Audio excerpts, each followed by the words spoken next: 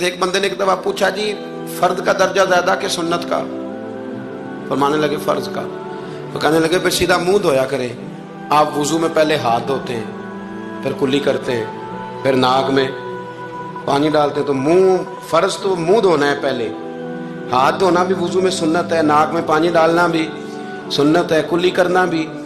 تو آپ نے تو پہلے 3 سنتیں ادا کی پھر وضو. فرمانے لگے ٹھیک تم نے کہا ہے, پر تم پتہ نہیں نا تمہیں کہ یہ میرے رسول اللہ کی سنت کی برکت کتنی ہے.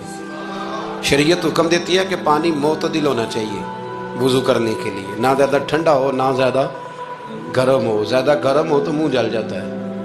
اور شریعت حکم دیتی ہے کہ پانی بد ذائقہ نہیں ہونا چاہیے, اور حکم دیتی ہے کہ بدبو والا نہیں ہونا چاہیے. فرمایا اس لیے ہمارے نبی نے پہلے ہمیں 3 سنتیں دی کہ ٹوٹی کے نیچے نا ہاتھ کر کے دیکھ لو پانی زیادہ گرم تو نہیں, اور کہیں منہ نہ جلا لینا.